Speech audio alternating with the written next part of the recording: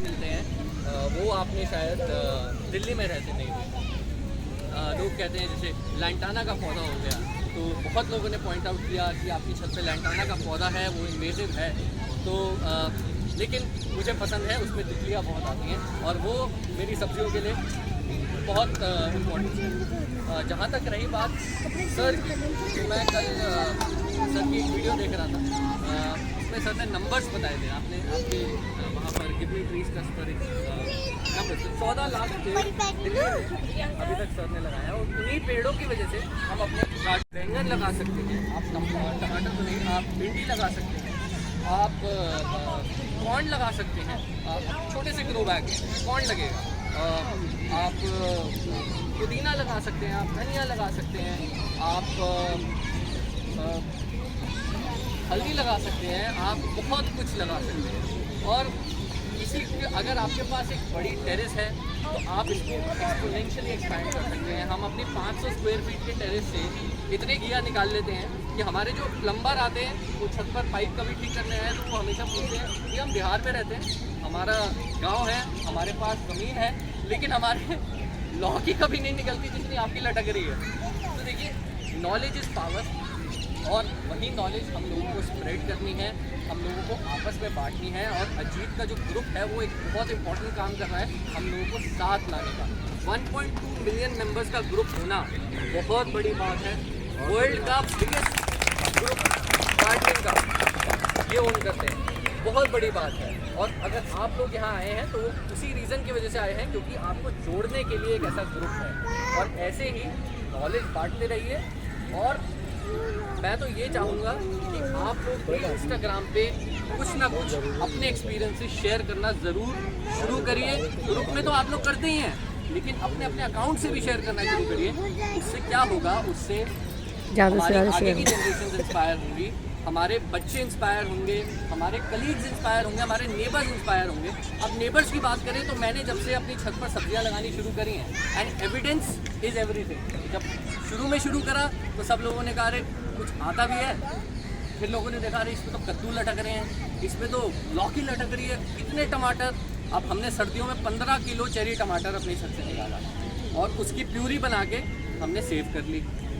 अब जब लोगों ने वो देखा तो वो भी इंस्पायर हुए, फिर लोग आए, एक छत दूसरी छत। तो ऐसे हमारे सोसाइटी में 10 या 11 छत हैं, उसमें से अभी 4 छत ऐसी हैं जहाँ पे सब्जियाँ उग रही हैं। और इसका सिर्फ और सिर्फ जितना जो क्रेडिट जाता है वो ये है कि हमने एक छोटे लेवल पे इसको शुरू किया, नॉलेज बांटी, और आज वो 4 छतें जो हैं वो सब्जियों से भर गई हैं, जिसमें कोई केमिकल नहीं यूज़ हो रहा है, जिसमें सिर्फ पार्क की मिट्टी, क्योंकि वो सबसे बढ़िया मिट्टी होती है। अगर आपको किसी पार्क से आप मिट्टी ला पाएँ तो आपके गार्डन के लिए वो सबसे बढ़िया मिट्टी है। वो सर भी बहुत बात करते हैं उसके बारे में। और खाद, और वो भी हम तो होम कंपोस्टिंग करते हैं, तो जी 60% हमारे घर का जो कचरा है वो सिर्फ खाद बनता है। क्योंकि वो होता है क्या, कचड़े में पील्स होते हैं, हमारा लेफ्ट ओवर फूड होता है, हमारी कटी हुई सब्जियों के छिलके होते हैं, उसकी हम खाद बना रहे हैं। तो देखिए, खाद बनाने के लिए भी अब बहुत लोग पूछ रहे हैं कि उसमें कितना खर्चा आता है, क्या आता है। मैं बोलूँगा उसमें ज़ीरो खर्चा आता है, क्योंकि मेरी छत पर एक कंपोस्टिंग बिन भी है जिसमें मैंने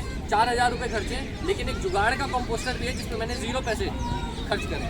तो गार्डनिंग एक ऐसी हॉबी है जहाँ पैसे खर्चना चाहो तो कोई अंत नहीं है। जैसे सबने बताया 18,000 रुपये का जो पौधा है, तो आप जाएंगे नर्सरी में आपको सब मिलेगा, आपको लाख रुपए का बॉन्साई भी मिलेंगे। और अगर आप चाहें तो इसको ऑलमोस्ट नेग्लिजिबल अमाउंट में भी कर सकते हैं। मैं आज अपने साथ एक इटालियन बेसिल का सैपलिंग लेके आया हूँ, और वो उसको मैंने किस चीज़ में लगाया है। वो राही होली पे गुब्बारे लेके आई थी, तो उसकी प्लास्टिक की थैली थी, तो वो मैं थैलियाँ संभाल के रखता रहता हूँ, क्योंकि मेरे जितने कटिंग्स हैं, जितने बीज हैं, वो सब उसी के अंदर रखते हैं। हमारे घर में कोई भी मेरे friends come over, they have a drink और 2 इन दो ग्लासेस, प्लास्टिक ग्लासेस। वो प्लास्टिक ग्लासेस मैं जानबूझ के लाता हूँ, क्योंकि जैसे ही वो बचते हैं उसके बाद जो अगले सीजन के बीज हैं वो सारे उसी के अंदर बोता हूँ। तो देखिए, रीयूज़, कॉम्पोस्ट से आप क्या इंश्योर कर सकते हैं, 0 रुपीज़ में गार्डनिंग। आपने अपने नियरेस्ट पार्क जाना है, वहाँ से मिट्टी लानी है। नर्सरी में जाएंगे तो आपको घटिया किस्म की मिट्टी मिलेगी, पहले ही बता रहा हूँ। वो एकदम जो बालू होता है वो भी बिल्कुल जिसमें बिल्कुल, अगर आपने कभी देखा वो गोल्डन कलर का बालू जो होता है वो मिलेगा आपको नर्सरी में। तो अगर आपको ढंग की मिट्टी लेनी है, आप पार्क में जाइए, फ्री में मिल रही है। ऑफकोर्स आप आपके जो आसपास पार्क होंगे डीडीए के खासकर, वहाँ पर हॉर्टिकल्चर डिपार्टमेंट काम करता है। तो हॉर्टिकल्चर डिपार्टमेंट से बात करिए। जैसे हमारे घर के एग्जैक्ट सामने एक पार्क है, तो वहाँ के सारे वाली मुझे जानते हैं कि क्योंकि वहाँ पर एक पिट उन्होंने डिग करी है जिसके अंदर वो लीफ कंपोस्ट बनाते हैं। तो मैं तो फ्री में कंपोस्ट लेके आता हूँ उनसे, क्योंकि वो वहाँ पर पार्क के ही जितने पत्ते हैं वो कंपोस्ट बन रहे हैं, वहीं से मिट्टी, वहीं से खाद आ रही है। तो देखिए, थोड़ा सा एफर्ट करेंगे तो आप ऑलमोस्ट 0 रुपीज़ में खुद की सब्जियां उगा पाएंगे, खुद के फ्लावरिंग प्लांट्स फ्री में उगा पाएंगे। और हाँ, हमारी छत पे अगर आप देखेंगे तो आपको सर्दियों की ऑलमोस्ट हर सब्ज़ी मिलेगी, आपको गर्मियों की ऑलमोस्ट हर सब्ज़ी मिलेगी। अब जैसे कोई कहता है कि भाई आपने टमाटर क्यों नहीं लगाया, तो देखिए टमाटर ओरिजिनली गर्मियों का पौधा है ही नहीं। जैसे सर ने बताया कि भाई ये सब जो हैं वो लैब में बने हुए पौधे हैं। तो जो टमाटर आप इस टाइम पे लगाएंगे और अगर आपके टमाटर आ रहे हैं तो वो actually is not the right time and not the right kind of tomato that you want to eat. ठीक है, सर्दियों का पौधा है। मैं क्योंकि मेरे फादर बताया करते थे कि भाई पहले तो गर्मियों में टमाटर आते ही नहीं थे, वो सर ज़्यादा अच्छे से बता सकते हैं कि भाई पहले तो सर्दियों में टमाटर आते ही नहीं थे। तो देखिए, छोटे लेवल पे स्टार्ट कीजिए, बहुत अच्छे रिजल्ट मिलेंगे आपको। आप बहुत बारी फेल भी होंगे, और लेकिन जैसे जैसे आप आगे बढ़ते जाएंगे, आप छोटे छोटे एक्सपेरिमेंट करते जाएंगे, अपने गार्डन को पॉलिनेटर फ्रेंडली बनाते जाएंगे, यानी कि मधुमक्खियाँ, तितलियाँ और जितने भी पॉलिनेटर्स हो सके उनके लिए फ्रेंडली बना पाएंगे, उतनी जल्दी आप इससे अच्छे रिजल्ट पा पाएंगे। बाकी तो आप अपने एक्सपीरियंसेस शेयर करते रहिए और जुड़े रहिए सब साथ में। Thank you so much for your time, और थैंक यू सो मच। एक बात आप सबसे रिक्वेस्ट करूँगा, बहुत अच्छी बात है कि आज हमारा मीटअप हुआ, मिलते रहे। ये अड्डेबाजी बहुत ज़रूरी है। लोग हमें कहते हैं कि बाबा आपने इस समय से 3 करोड़ पौधे कैसे लगा दिए, 2,70,000 हेक्टेयर में जंगल कैसे लगा दिए। मैंने नहीं किया, मैंने यही किया। पंचायतों में जाते थे, सरपंच साहब को बोलते थे जहाँ पर बस चाय नहीं मिली, बाकी तो चाय सत्संग में किया करते हैं, तो वो चाय के ऊपर फिर वो सारा कुछ वहाँ जाता है। तो जब आते हैं उनको चाय समोसा खिला के और उनको जो बोलना है बोलते हैं। तो बड़े प्यार से लोगों में जुड़ाव होना बहुत ज़रूरी है।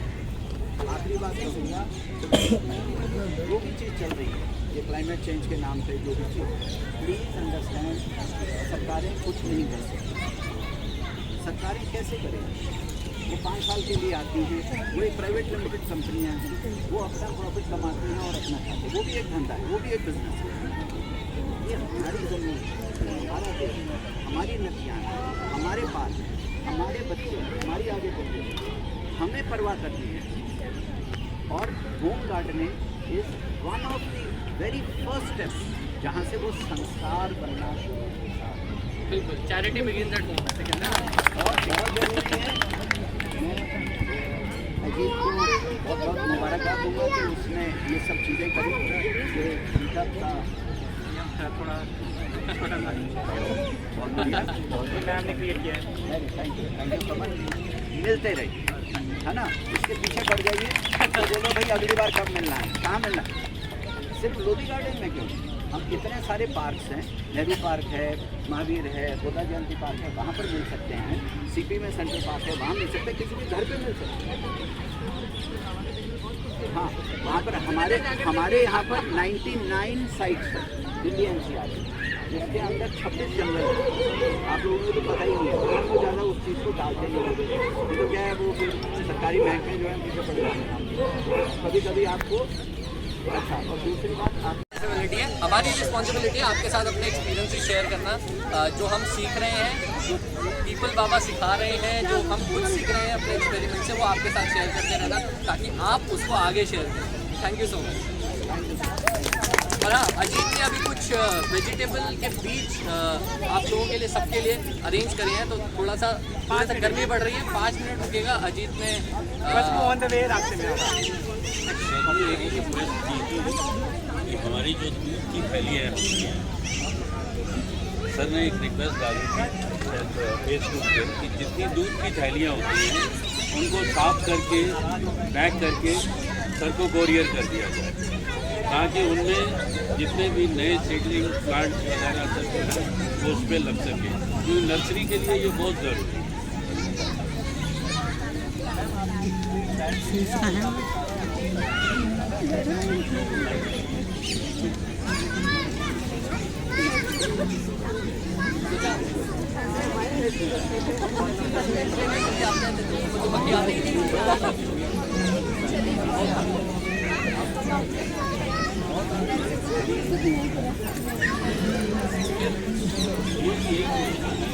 वो सूटकेस ले रहे हैं।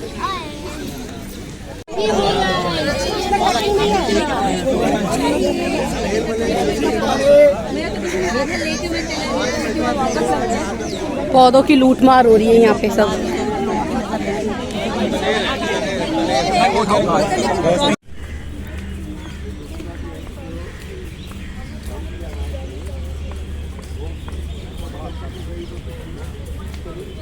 जो बताया वही जबरदस्त